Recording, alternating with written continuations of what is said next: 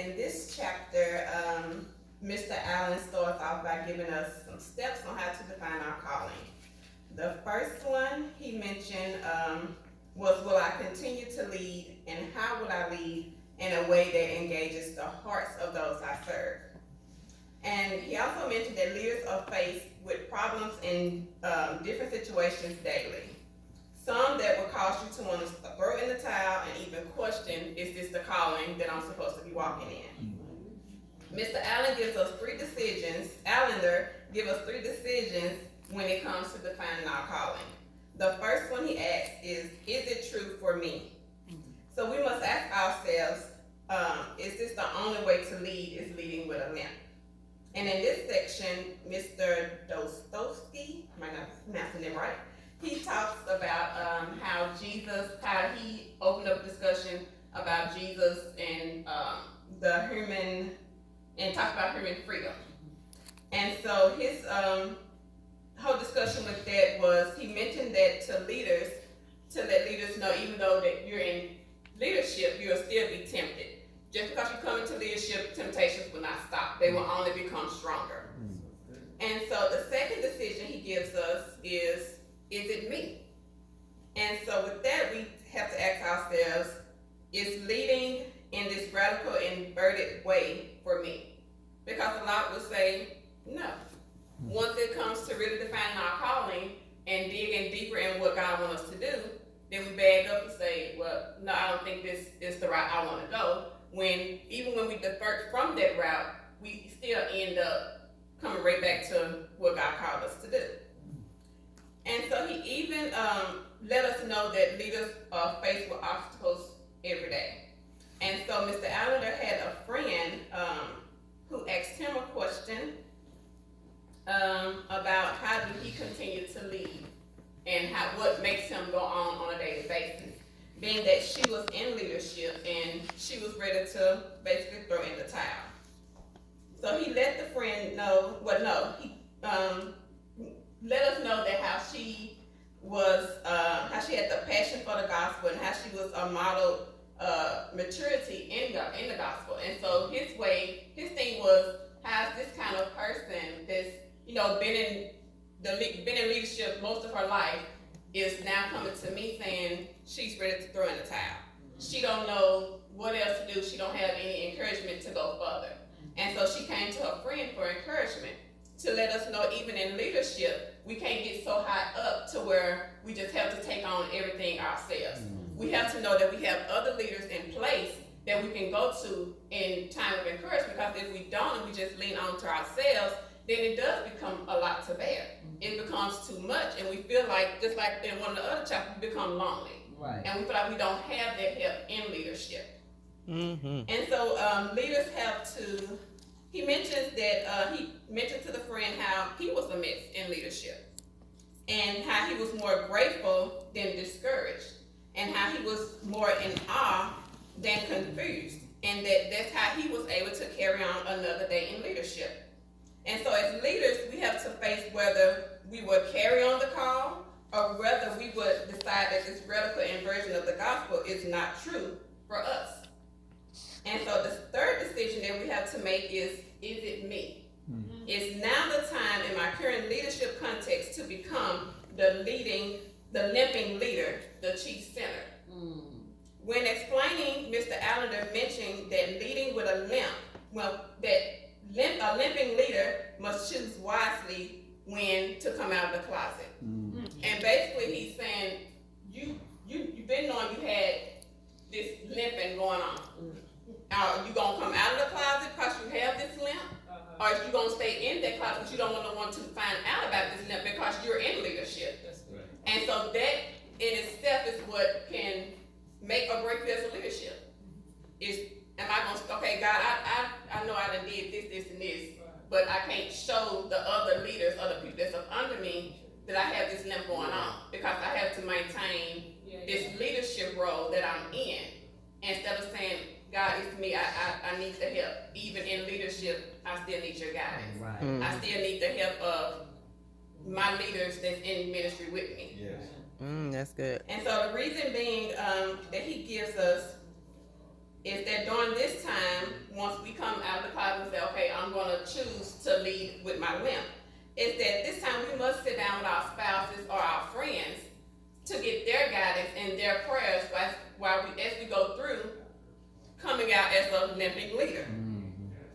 And so during this, he let us know that we can no longer take gradual steps when a crisis comes that requires immediate and drastic transformation.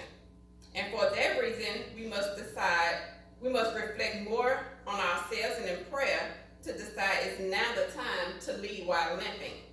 And so with that being said, we have to remember, as defining our calling, the 3 decisions that Mr. Allender proposed to us.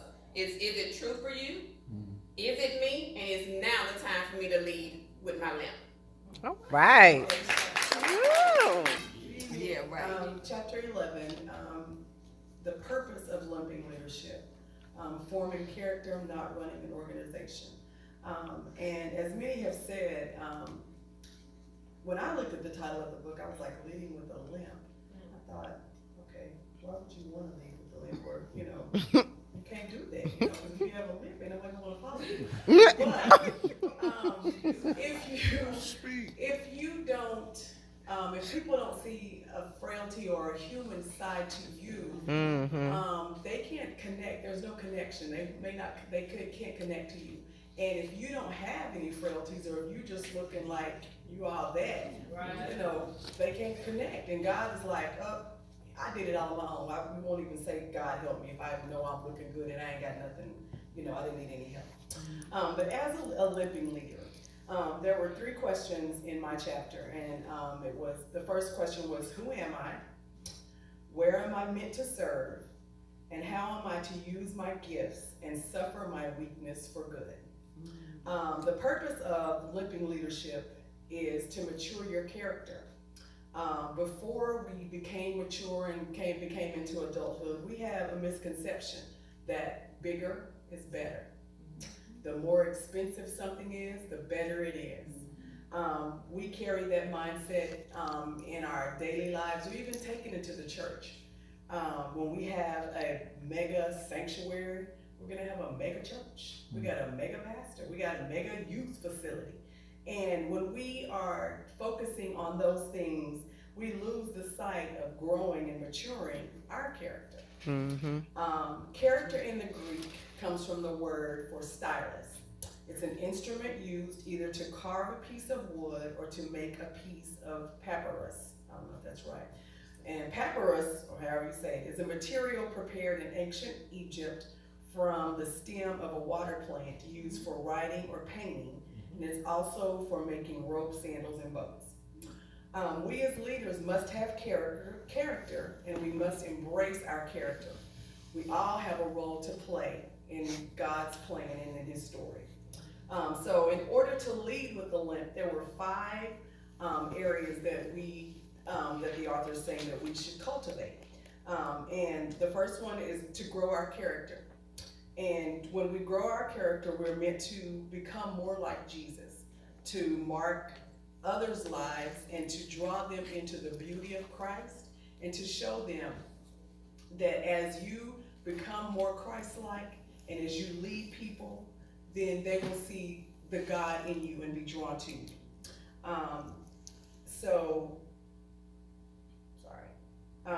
And as we grow and grow into Christ, we begin. Character is grown to the degree that we love God and we love others. The next thing is gratitude. As we grow to be like Jesus, we embrace the gift of gratitude.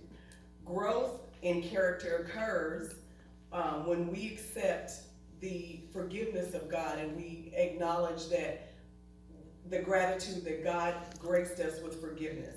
And once we understand that that's the greatest gift, then we know that our gratitude has no limit for Christ. We live in an era and a mindset that we feel like we're owed something or the world owes us something. Yes, it is. And once we realize that, when we realize that that is not the case, we, as leaders, we miss the simple blessings of life, and we lose the ability to be grateful and to be in awe of things that Christ has already done for us. The next thing is the awe. Awe is the capacity to bow in the presence of something or someone. And as leaders, we have to confess daily. We have to show our awe for Christ and the love that we have because his saving grace. Next is being a character. Successful leaders, we all have failures, and we have to acknowledge our failures. Don't wallow in it. Don't confess it all the time, but use that failure as your stepping stone and that weakness to catapult you to be greater. And last is having character.